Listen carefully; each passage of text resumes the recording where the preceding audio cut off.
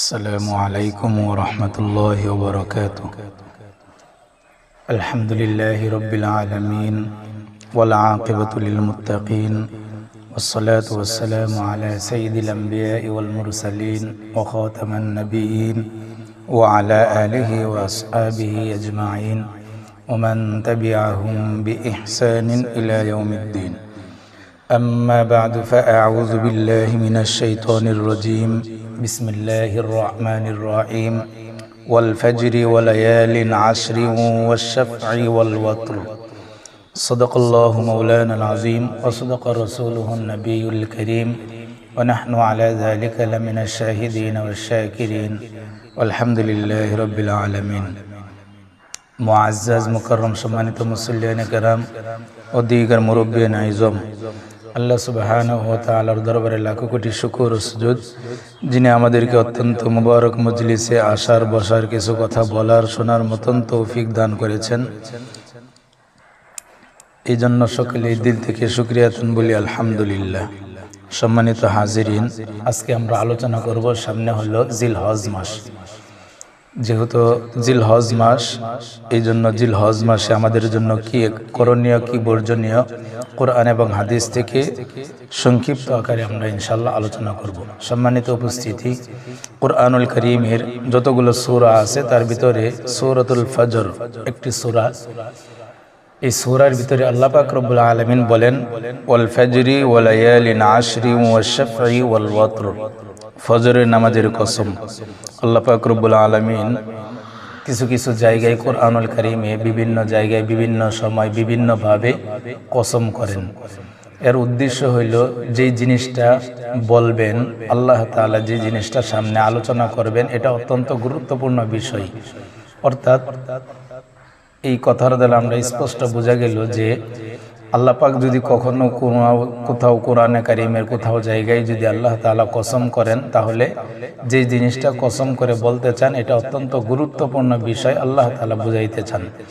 এই জন্য আল্লাহ পাক রব্বুল আলামিন ফজরের নামাজের কসম, আল্লাহ পাক রব্বুল আলামিন ফজরের ওয়াক্তের কসম খাইলেন, ফজরের নামাজের সময়ের কসম খাইলেন, সকালের কসম খাইলেন। কেন? আল্লাহ তাআলা বুঝাইতে চান ওয়ালায়ালিন আশর, 10 রাতির কসম, 10 রাতির কসম। পরবর্তীতে আয়াতে আল্লাহ তাআলা বলেন ওয়াশ-শাফঈ ওয়াল ওয়াতর, জুর এবং বেজুর রাত্রির কসম। এখানে আল্লাহ পাক রব্বুল আলামিন 10 রাতির জুর এবং বেজুর রাতির কসম খেয়ে বললেন যে গুরুত্বপূর্ণ একটি জিনিস বুঝাইতে চান। সেটা হলো মুফাসসিরিনে কেরাম, মুহাদ্দিসিনে কেরাম, সমস্ত ফুকাহায়ে কেরাম উল্লেখ করেছেন। এই তাফসীর করতে গিয়ে তাফসিরে জালালাইন, তাফসিরে কামালাইন, তাফসির হক্কানিয়া সহ, তাফসিরে কাবির, তাফসির ইবনে কাসির সহ সমস্ত তাফসিরে কিতাবের ভিতরে মুফাসসিরিনে কেরাম লেখছেন, উল্লেখ করেছেন। এখানে 10 রাতির জুর বেজুরের কসমকে আল্লাহ পাক রব্বুল আলামিন জিলহজ মাসের প্রথম 10 দিনের কথা উল্লেখ করেছেন। তাহলে জিলহজ মাসের 10 দিন আল্লাহ তাআলার কাছে অত্যন্ত গুরুত্বপূর্ণ।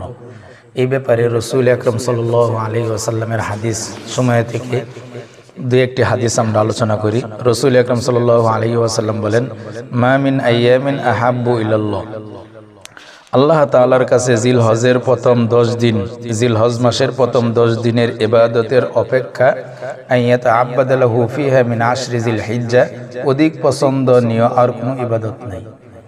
সম্মানিত হাজিরিন, জিলহজ মাসের প্রথম 10 দিনের ইবাদতের চাইতে অন্য অধিক অপছন্দনীয় কোনো আর কোনো ইবাদত আল্লাহ তাআলার কাছে নাই। ইয়াদিলু সিয়ামু কুল্লি ইয়াউমিন মিনহা বিসিয়ামি সানা, এর প্রতিদিনের রোজা 1 বছরের রোজার সমতুল্য। জিলহজ মাসের প্রতিদিনের প্রথম 10 দিনের প্রত্যেকটা রোজা, প্রত্যেকটি রোজার ব্যাপারে রাসূল আকরাম সাল্লাল্লাহু আলাইহি ওয়াসাল্লাম বলেন, এর প্রতিদিনের রোজা 1 বছর রোজার সমতুল্য। ওয়া কিয়ামি কুল্লি লাইলাতিন মিনহা বিকিয়ামি লাইলাতিল কদর, আর এই প্রত্যেকটি রাতের ইবাদত শবে কদর ইবাদতের চাইতেও সমান, শবে কদরের ইবাদতের চাইতেও বেশি সওয়াব। তাহলে এই হাদিস থেকে আমরা স্পষ্ট দলিল পাইলাম যে জিলহজ মাসের প্রথম 10 দিনের ফজিলতের ব্যাপারে তো কুরআনুল কারীমে সূরা ফজরে আল্লাহ তাআলা তো কসম করে গুরুত্বপূর্ণ বিষয় বুঝাইলেন। এখানে রাসূল আকরাম সাল্লাল্লাহু আলাইহি ওয়াসাল্লাম বললেন যে জিলহজ মাসের প্রথম 10 দিনের ইবাদতের চাইতে আল্লাহ তাআলার নিকট আর অধিক পছন্দনীয় ইবাদত আর নাই। যদিও রমজান এবং শবে কদর, 2 ঈদ, শবে বরাত এই ব্যাপারে বিভিন্ন হাদিস পাওয়া যায়, কিন্তু এখানে আল্লাহ রাসূল সাল্লাল্লাহু আলাইহি ওয়াসাল্লাম বলেন মা মিন আইয়ামিন আহাব্বু ইলাল্লাহ, আল্লাহ তাআলার কাছে সবচাইতে খুসরা মাসে খুসরা দিনে যত ইবাদত আল্লাহ তাআলার কাছে প্রিয় আছে সবচাইতে বেশি প্রিয় হলো জিলহজ মাসের 10 দিনের ইবাদত করা। 1 নম্বর কি জিলহজ মাস আল্লাহ তাআলার কাছে অধিক ইবাদত করা অধিক পছন্দনীয়, 1 নম্বর। 2 নম্বর আদিলু সিয়ামু কুল্লি ইয়াউমিন মিনহা বিসিয়ামি সানা, জিলহজ মাসের প্রথম 10 দিন প্রতিদিনের রোজা এক বছর রোজা রাখার চাইতেও সব বেশি, 2 নম্বর। 3 নম্বর ওয়া কিয়ামি কুল্লি লাইলাতিন মিনহা বিকিয়ামি লাইলাতিল কদর, জিলহজ মাসের প্রতিদিনের রাত্রির ইবাদত আল্লাহ তাআলার কাছে শবে কদরের রাত্রির চাইতেও ইবাদতের চাইতেও সব বেশি, 3 নম্বর গেল। বিশেষ করে নবীজি বলেন লা সিয়ামান সাওমু আরাফা, বিশেষ করে আরাফার দিন রোজা রাখা, আল্লাতী ক্বালা ফিহা, যে ব্যাপারে রাসূল আকরাম সাল্লাল্লাহু আলাইহি ওয়াসাল্লাম বলেন সিয়ামু ইয়াউমি আরাফা, আরাফার দিন রোজা রাখা, আহতাসিবু আলাল্লাহ, আল্লাহ তাআলার কাছে আমি আশা রাখি। নবীজি সাল্লাল্লাহু আলাইহি ওয়াসাল্লাম বলেন বিশেষ করে আরাফার দিন রোজার সম্পর্কে আমি আল্লাহ পাকের কাছে দরবারে আশা রাখি, আমি চাই আল্লাহ তাআলার কাছে চাই, অথবা আমার আশা অথবা আমার ধারণা কি আরাফার দিন যদি কোনো ব্যক্তি রোজা রাখে আইয়ুকাফিরুস সানাতাল্লাতী ক্বাবলা ওয়াস সানাতাল্লাতী বা'দা, আরাফার দিন রোজা রাখলে পূর্ববর্তী এবং পরবর্তী 1 বছরের গুনাহ খাতা আল্লাহ পাক রব্বুল আলামিন মাফ করে দেন।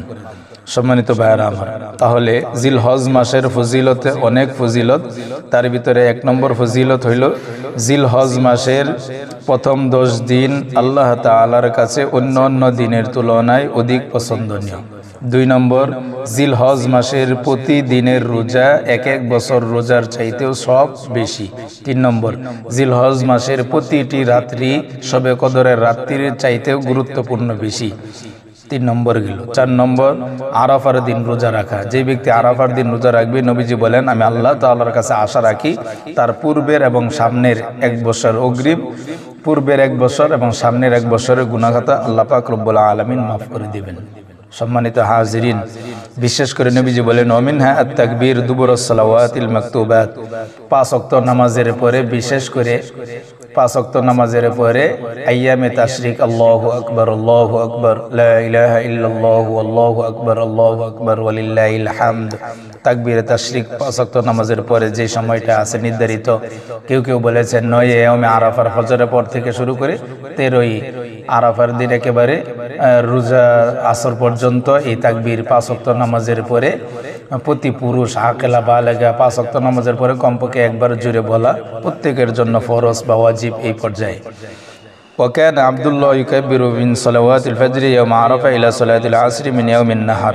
যাই হোক সম্মানিত হাজিরিন, রাসূল আকরাম সাল্লাল্লাহু আলাইহি ওয়াসাল্লাম এই জিলহজ মাসের প্রতিদিনের ইবাদত, প্রতি রাতের ইবাদত, প্রথম 10 দিনের ইবাদত, অত্যন্ত গুরুত্বপূর্ণ ইবাদতের কথা বললেন।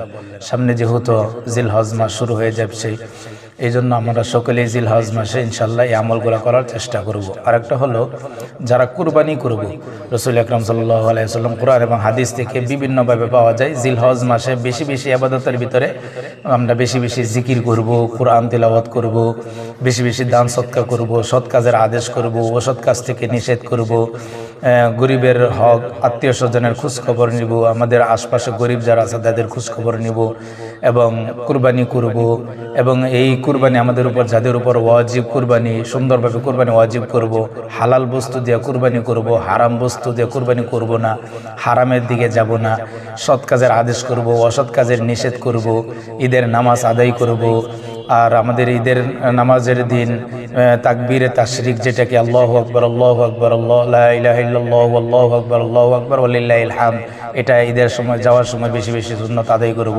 বিশেষ করে আমরা যারা কুরবানি দিব তাদের জন্য জিলহজ মাসের প্রথম দিকে আমল হইল তারা যেন মাথার চুল, মুছ অথবা বগলের নিচে পশম, নখ, নাভির নিচে পশম, এইগুলো যেন জিলহজ মাসের আগে আমরা, জিলহজ মাস শুরু হওয়ার আগেই যেন আমরা কেটে ফেলি। কেন? এই জন্যই যে নবীজি সাল্লাল্লাহু আলাইহি সাল্লাম বলছেন, যারা হজ করতে গেছে তাদের আমলের সাথে যদি কোনো ব্যক্তির এই আমলগুলো যদি মিলিত হয়, তারা যারা হাজি হজ করতে গেছেন তাদের সাথে মিলিত হওয়ার কারণে ওই পরিমাণ সওয়াব আল্লাহ তাআলা আমাদেরকে দান করবেন। এই জন্য আমরা এই আমলগুলো করার চেষ্টা করব। আল্লাহ তাআলা আমাদের সকলকে বেশি বেশি করে জিলহজ মাসের যে আমলগুলো বলা হলো, আমাকে আপনাকে সকলকে আল্লাহ তাআলা আমল করার তৌফিক দান করেন। আমিন।